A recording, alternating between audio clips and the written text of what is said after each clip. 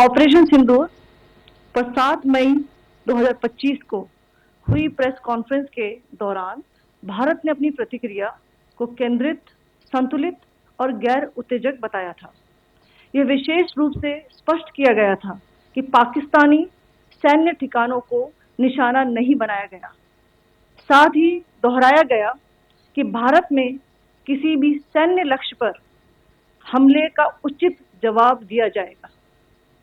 7 से 8 मई 2025 की रात को पाकिस्तान ने उत्तरी और पश्चिमी भारत में स्थित कई सैन्य ठिकानों को, जैसे कि अवंतीपुरा, श्रीनगर, जम्मू, पठानकोट, अमृतसर, कपूरथला, जालंधर, लुधियाना, आदमपुर, भटिंडा, चंडीगढ़, नाल, फलौदी, उत्तरलाई और भुज पर ड्रोन और मिसाइलों से हमला करने का प्रयास किया।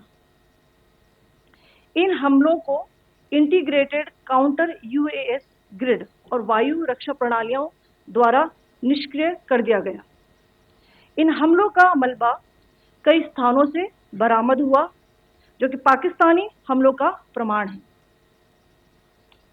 On the night of 7th May 2025, Pakistan attempted to engage a number of military targets in northern and western India using drones and missiles.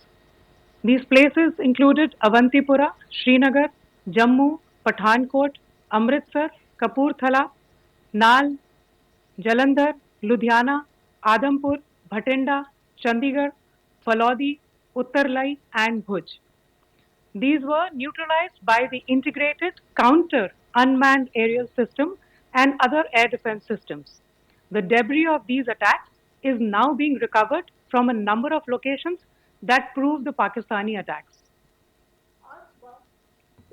आज सुबह भारतीय सशस्त्र बलों ने पाकिस्तान के कई स्थानों पर वायु रक्षा रडार और प्रणालियों को निशाना बनाया। भारत की प्रतिक्रिया समान क्षेत्र में समान तीव्रता के साथ की गई। यह विश्वसनीय रूप से ज्ञात हुआ कि लाहौर में स्थित एक वायु रक्षा प्रणाली को निष्क्रिय कर दिया गया। Today morning, Indian Armed Forces targeted air defense radars and systems at a number of locations in Pakistan.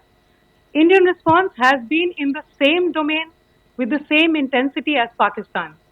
It has been reliably learnt that an air defense system at Lahore has been neutralized. Pakistan ने नियंत्रण रेखा पर आकरण गोलीबारी की तीव्रता बढ़ा दी है, जिसमें कुपवाड़ा, बारामूला, उरी, पुंछ, मेंढर और राजौरी क्षेत्रों में मोर्टार और भारी तोपखाने का इस्तेमाल किया जा रहा है। Pakistan has increased the intensity of its unprovoked firing across the line of control using mortar and heavy calibre artillery in areas in Kupwara, Baramulla, Uri, Poonch, Mendhar and Rajouri sectors in Jammu and Kashmir. 16 innocent lives have been lost, including 3 women and 5 children, due to the Pakistani firing. Here too, India was compelled to respond to bring mortar and artillery fire from Pakistan to a halt. Indian Armed Forces reiterate their commitment to non-escalation, provided it is respected by the Pakistan military.